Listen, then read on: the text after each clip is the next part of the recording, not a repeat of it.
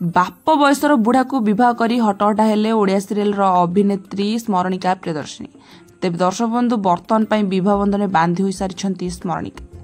तेज निजर अभिनय क्यारियर को से सीरियल और सिनेमा माध्यम आरंभ करते से यात्रा बहु वर्ष धरी अभिनय कर देखा मिलता। तेज यात्रा अभिनय करू करू से अभिनेता रुद्र को भल पाई बसते। तेज बहटी किछि दिन पूर्व हो सारी किंतु यार फोटो वीडियो बर्तमान सोशल मीडिया अपलोड होइछि जहां नहीं बेस चर्चा होइछि। तेज दर्शक बंधु बर्तमान बह कर निज शाशुघर रही स्मरणिका प्रियदर्शिनी। तेज दर्शक बंधु शुणा मिलूँ कि रुद्रंकर बयस स्मरणिका बयस ठारू ढेर अधिका। तेज बाप बयसर पुओ को विवाह कर हटहटा होइछंती स्मरणिका प्रियदर्शिनी।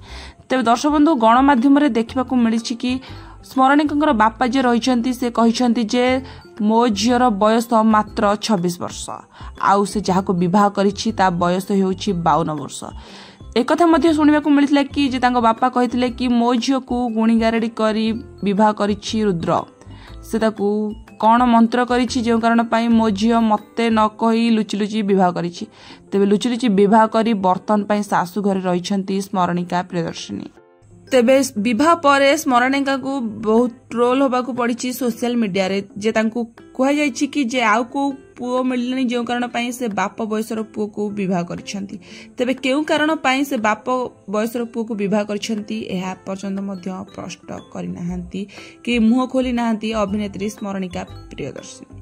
तेज दर्शक बंधु आपण मानक स्मरणिका अभिनय किपर लगे आपण माने निश्चित यह कमेंट माध्यम जनइबे। वीडियो भल लाइक करेंगे आगे वीडियो देखा चैनल को निहाती